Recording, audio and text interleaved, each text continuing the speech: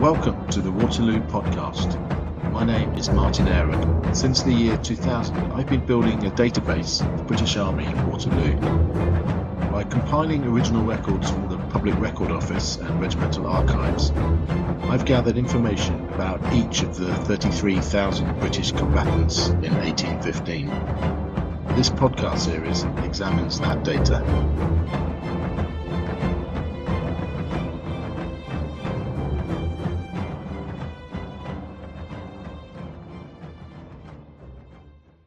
Welcome to the second episode of the Waterloo podcast, and the second in this series about the four regiments comprising the Household Brigade at Waterloo.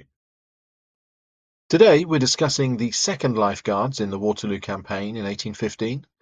As with each of these episodes, focusing on one particular unit, first we'll talk about the men and who they were, then we'll look at the regiment's role in the Waterloo campaign, the part they played in defeating the French army, and the stories of certain individuals, and then finally we'll talk about the aftermath.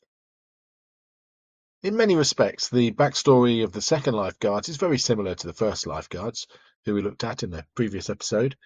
As Household Cavalry, they shared barracks at Hyde Park in London, and just like their sister regiment, two squadrons, probably the best men available, had seen service in the Peninsular War between 1812 and 1814, seeing limited action but being present at the battles of Vittoria and Toulouse.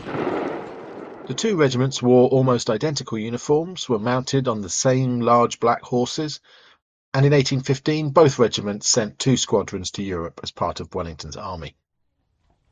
Just with regard to those large black horses, and just to repeat a point from the last episode, they were large by the standard of 1815, but just as people were generally smaller 200 years ago, so were horses, and none of the mounts in the 2nd Life Guards in 1815 were over 16 hands, which wouldn't be anything particularly large by modern standards. But back to the men. While the records available for the 1st Life Guards are wonderfully detailed, sadly, of all the British regiments at Waterloo, the 2nd Life Guards are the most incomplete. Many of the key ledgers that usually give us information about place of birth, profession on enlistment, height, age, etc. are missing, but there are still many interesting characters and stories we can look at in this episode. Let's start with a striking fact about the two regiments of Life Guards at Waterloo, and that's that the 2nd Regiment was pretty much wiped out. It suffered horrific casualties. While the 1st Regiment lost 30 men killed, the 2nd lost almost 3 times that number. Overall, from around 240 men, 89 were killed, 81 are known to have been wounded. In fact, a later ledger lists the eventual number of dead as 106.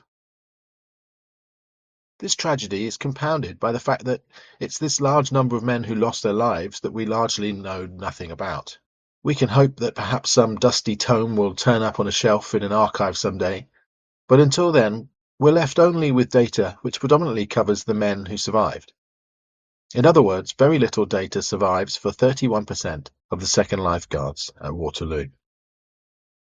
However, with the gleanings of what remain, we can see that the geographical origins of the 2nd Life Guards were very similar to the 1st Regiment. As you can see here from this chart, data exists for 163 men, and we see the nationality pattern is broadly the same as the 1st Regiment, with 91% English. The county breakdown is also similar, with, again, Yorkshire being the most common county of origin, with Lancashire just behind, and then the other half or so coming from a broad range from around the country. As we discussed in the previous episode, the Life Guards were not only tall men, many of them freakishly so by the average statures of the time, but their ranks also contain men famous for being either extremely strong and well-built, or for being celebrity fighters. Last week we learnt about the famous West Country wrestler William Thorne of the 1st Life Guards, but the 2nd Regiment contained two men known as the Cossall Giants, Richard Waplington and John Shaw, from the village of Cossall in Nottinghamshire. Both were killed at Waterloo.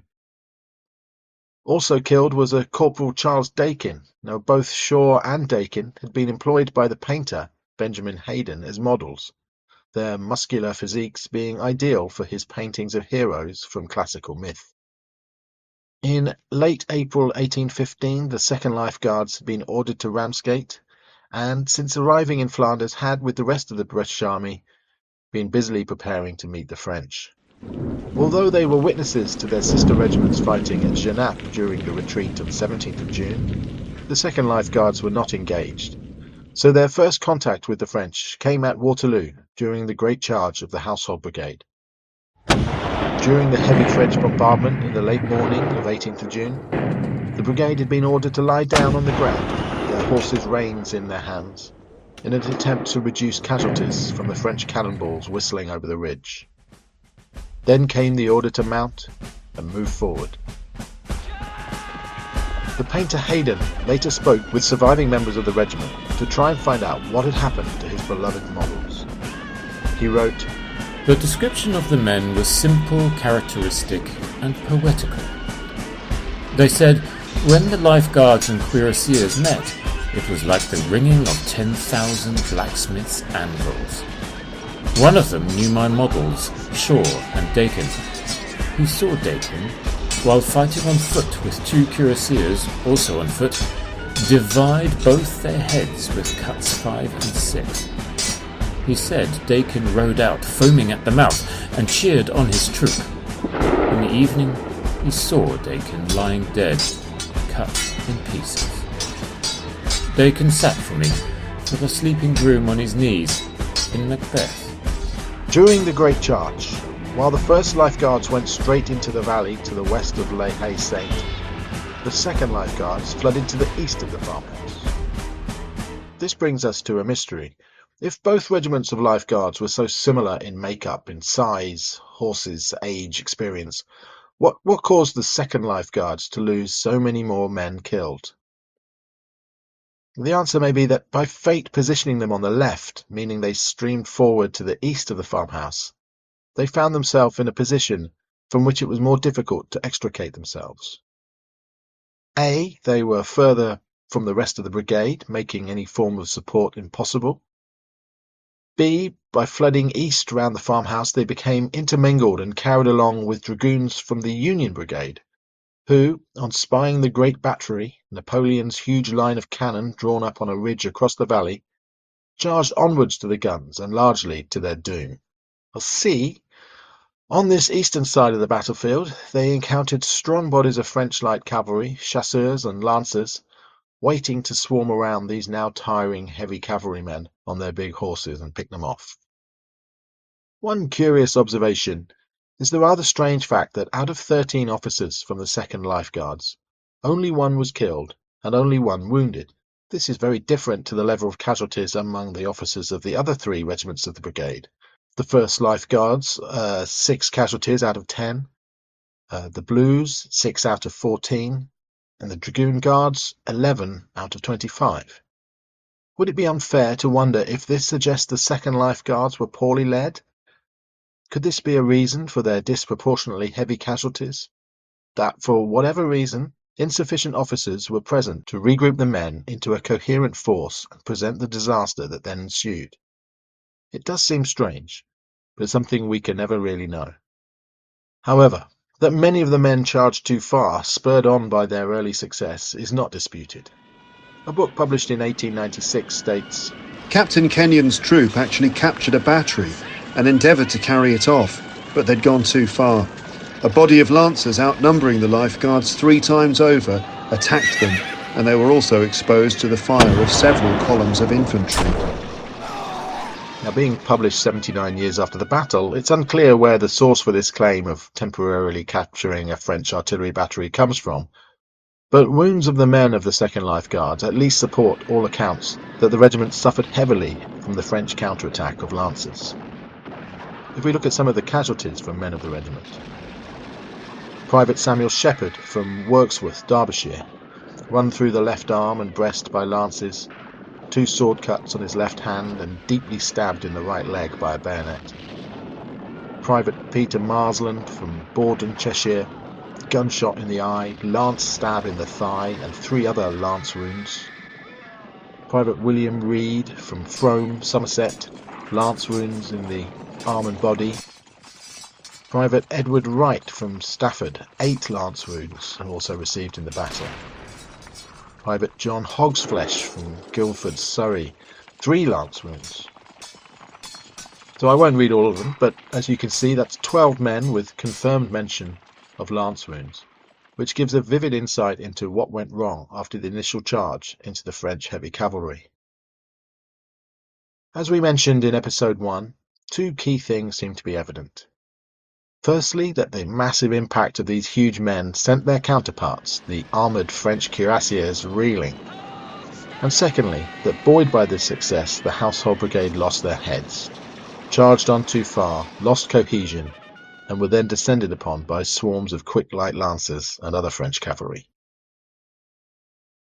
There's an interesting document in the Household Archives which lists 65 men of the 2nd Life Guards, almost all of whom were wounded, stating that they had returned to the regiment after the battle without clothing or equipment.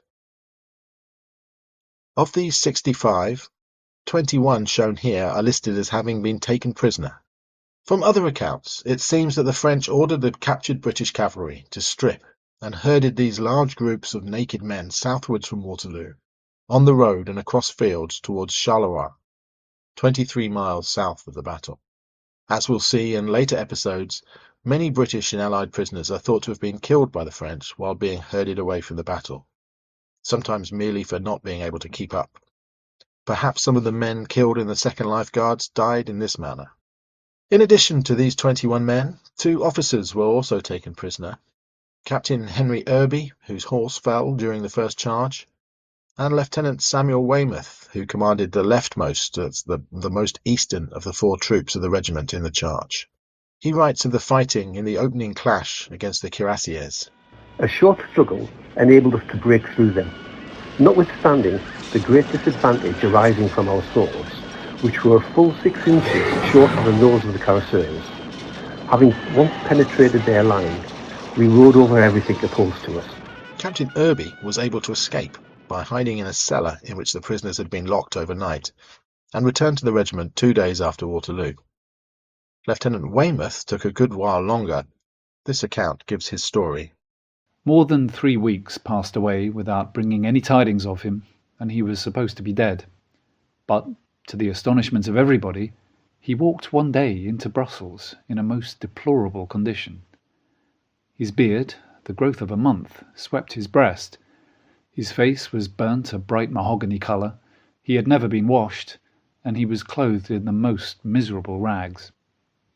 He had been taken prisoner by the French, and had been hurried away with them in their flight. For 3 or 4 days they had compelled him to accompany them. When he had fortunately made his escape in some lonely part of France, he did not know where, and had literally begged his way back to Brussels. The painter Haydon again provides some interesting insight. Quoting from a letter purported to have been from one of the regiment, it describes the ordeal of Samuel Shepherd, the Derbyshire man listed on the roll taken prisoner. Shepherd was took prisoner on the plains of Waterloo, and drove to a large town which is 24 miles from where we was engaged. The blood was running from his wounds in torrents, and used like a dog, but he made his escape from them, and got here on Monday and came to Brussels. His horse was shot, then mounted a French one, and that was shot. He was forced to yield prisoner, being wounded in 3 places in his side and in his arm. Almost all British books about Waterloo mention the famous Corporal Shaw, and usually repeat fanciful tales, most of which seem doubtful at best. However, one eyewitness account gives a helpful detail in placing where exactly the 2nd Life Guards were engaged with the cuirassiers.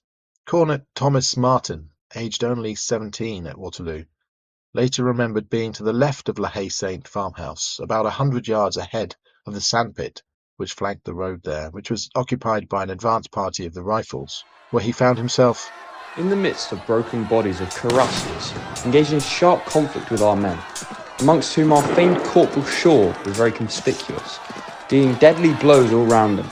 He was killed, fully shot down, near that spot, by a cuirassier who stood rather clear of our left, and occupied himself by shooting our people with his carbine, taking very deliberate aim. After the initial successful charge at the French cuirassiers, the regiment joined in with the dragoons of the Union Brigade in running amok among the huge columns of now unprotected French infantry. As we've already heard, some men seem to have made it to the huge battery of French artillery guns.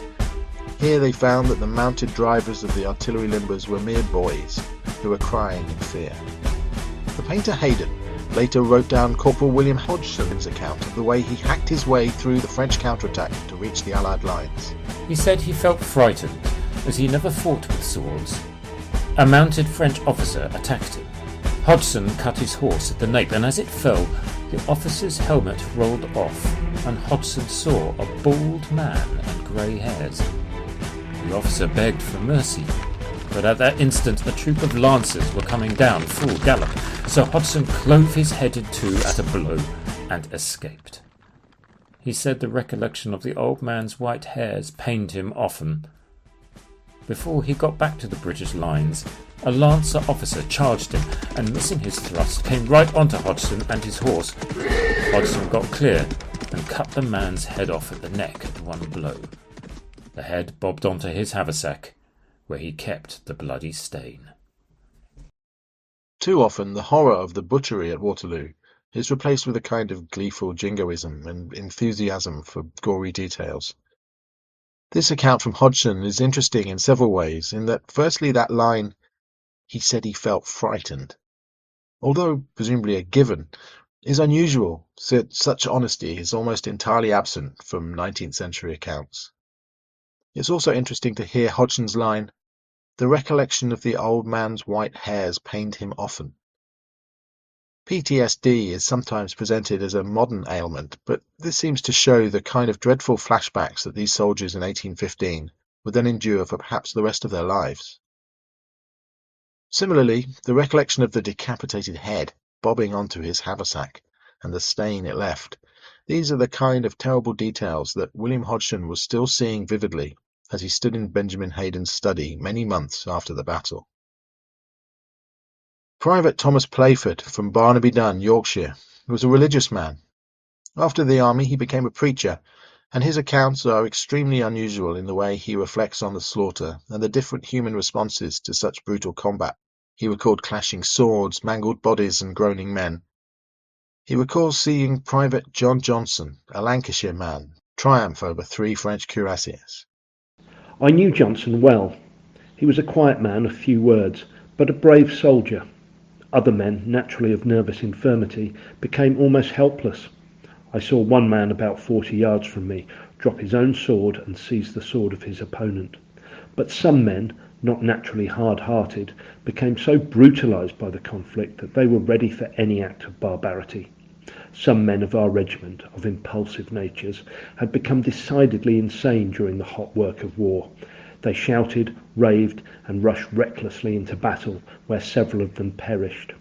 Some men appeared anxious to shed blood, whether there was any occasion for it or not. This is such an interesting and unusual passage. The image of a terrified man trying to seize the sword of an attacking French cuirassier is such a striking one, and almost certainly one that Playford had been reliving as a memory for so many years after the battle. So, to recap, it seems probable that while the first Life Guards were able to reform after the first charge of the Household Brigade, albeit in much reduced numbers, the second Life Guards pretty much ceased to exist as a cohesive force. There could have been only a handful of men who made it back from that brutal charge into the valley in a state where they could fight on for the remainder of the day. And for those that had made it back, many were probably engaged in helping wounded comrades get back to the surgeons in the rear. Cornet Josiah Clues writes after the battle, "At the close of day, Lieutenant Colonel Ligon, Lieutenant McInnes, myself, Corporal Hodgson, and 5 men were all we could muster in the field." There were several pairs of brothers in the regiment at Waterloo. We've already mentioned Private John and Henry Hogflesh from Guildford, Surrey, who both survived being taken prisoner. There was also John and Thomas Beaumont, both born in Marylebone. Possibly also a third brother, William Beaumont, although we lack data for this man. And they were all perhaps the sons of Quartermaster James Beaumont, who was killed. John and Thomas were mere boys, being around 16 and 17 in 1815, which suggests that they'd been born into the regiment as James Beaumont's sons, and therefore likely, being so young, they would have been among the detachment at the rear with the regimental wagons. And that's supported by the fact that both survived unscathed. Less fortunate was Private Joseph Lord, who lost his brother John in the action. Both men from Oldham had served in the Peninsula. A letter home from Joseph breaks the tragic news to his wife, his mother, and his brother's wife. During our first charge with the enemy, which was terrible beyond description, we were both separated for the regiment by a party of the enemy, the cuirassiers. There was 3 or 4 more of our regiment along with us, and we were surrounded by 30 or 40 of the French. We were soon joined by 13 or 14 of our regiment, which made us resist them. They were 2 to us 1, and we cut waves for several minutes with all the vigour we could, and soon we laid several of them on the ground. I found my brother one of our party, which I did not know before. Unable to find their own regiment amid the chaos, Joseph and John joined up with the 1st Regiment until they were eventually able to rejoin their own comrades. At last, at the commencement of a charge, the French cannon began to play on our left, and balls flew like hailstones. We had gone halfway through the charge when the ball destined to put an end to his worldly trouble was discharged from the enemy.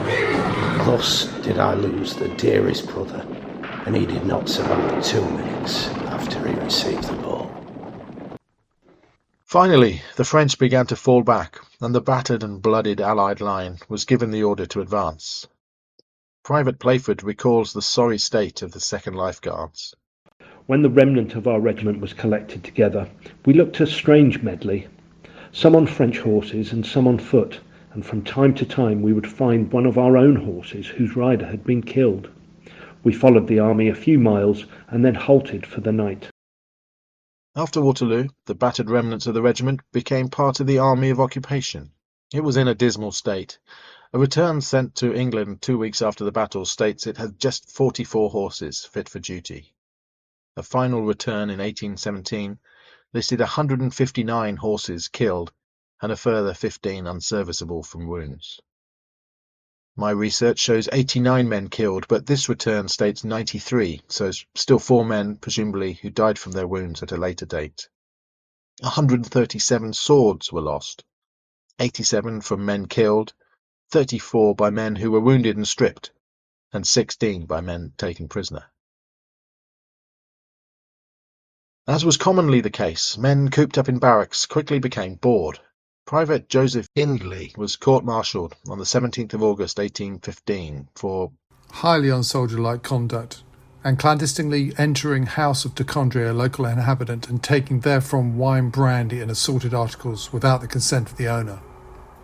The court, having found the prisoner guilty of the charges, did sentence him, Trooper Joseph Hindley, to receive 300 lashes in the usual manner, and further to be put under stoppages as the commanding officer shall think fit to make good the sum which the articles taken amount to. Of those 300 lashes to which the court sentenced him, Private Hindley received 142 before the punishment was stopped. Not long after Waterloo, Sir Walter Scott's brother visited the battlefield and noted down some of the graffiti scrawled in the walls of La Belle Alliance, the building where Wellington met Blucher in the evening of the battle.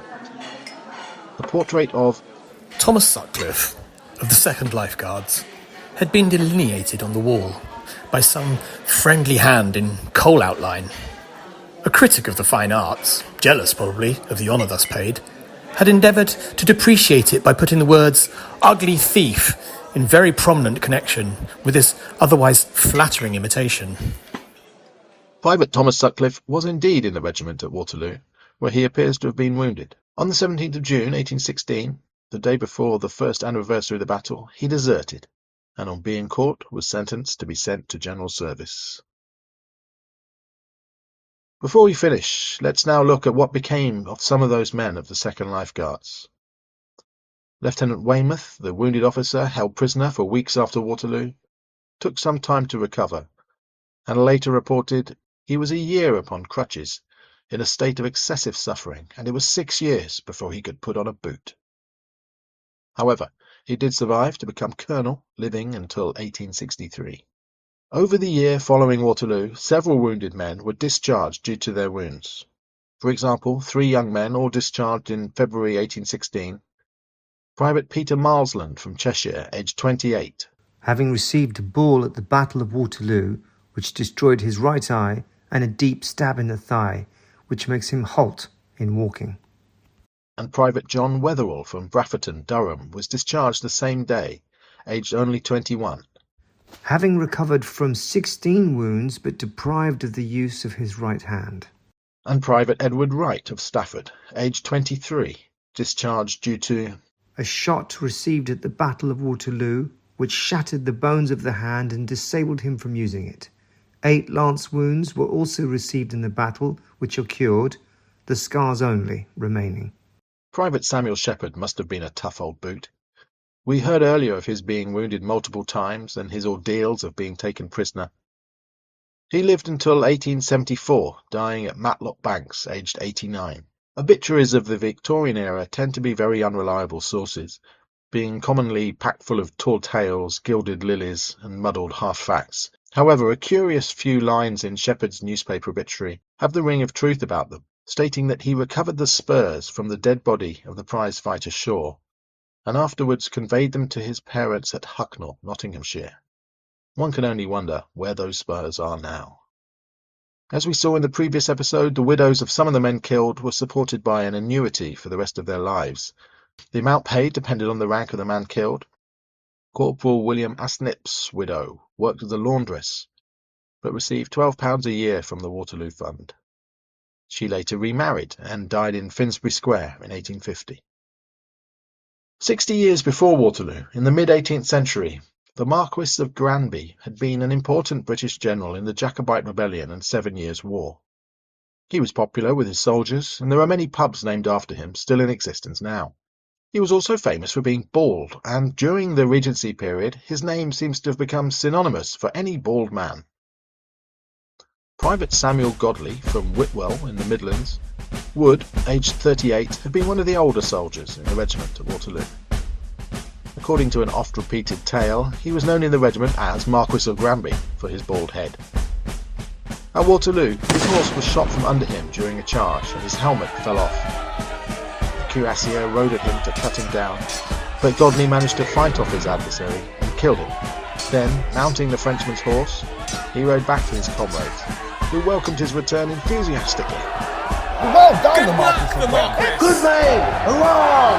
Hurrah for the Marquis! Well done, the Marquis of Granby. Well done, the Marquis of Granby. Well done, the Marquis of Granby. Later in the battle, he was severely wounded in the head, and this seems to have caused him mental issues later in life. He was discharged in 1824, aged 44, due to severe wounds of the head at the Battle of Waterloo, affecting his brain periodically, and weakness of sight. On his death in 1832, he was buried in St John's Churchyard, near the regiment's barracks, opposite Lord's cricket ground. A memorial to him was erected there by non-commissioned officers of the Life Guard, so it's evident he was held in high regard. You can still see this gravestone there now. It was restored in 2017. There are many stories of men in the British Army born into poverty, but rising up through the ranks to eventually be commissioned as a quartermaster or adjutant, or sometimes even higher. Such trajectories in the other direction are rare, but this is the sad story of Major William Boyce of the 2nd Life Guards. Born into wealth, in the years following Waterloo he lost his entire fortune at the gaming tables of Pall Mall, and is reported to have ended up a pauper in the workhouse. Another sad tale is that of Private Francis Gobin, a Wigan man who later became a resident pensioner at Chelsea, where for 3 weeks in 1843 he had been observed in what was described as a very melancholy state. He seemed to revive for the anniversary of Waterloo, which was still a major celebration nearly 30 years on, and he spent all day drinking with friends in a pub in East London. However, the following day, his money all gone, he became very despondent and was found dead in the pub toilet, having slit his own throat with a razor. A verdict of temporary derangement was returned. Other men ended up in distant corners of the globe in what had, in the decades following Waterloo, swiftly become the British Empire. Lieutenant Abraham Kenyon died in Grahamstown, the Cape of Good Hope, in modern-day South Africa. Another man, Private William Denton from Sheffield, who'd been severely wounded at Waterloo, shot in the thigh with 6 sabre and lance wounds, then rendered deaf by a horse trampling on him, also emigrated to Cape Town, where he lived until his death in 1873, aged 80. Lieutenant Mears emigrated to Australia in 1829, where he was among the early settlers of the Swan River in Western Australia. He was appointed police superintendent of Guildford, WA, in 1834, and that same year, after much tension and violence between the settlers and indigenous peoples, he took part in what is now called the Pinjarra Massacre, in which a group of Aboriginal men, women and children were attacked and killed. Perhaps at the other end of the moral scale, Private Thomas Playford, who we've already mentioned later became a preacher, emigrated first to Canada and then to Australia, where he died in Adelaide in 1873, aged 78.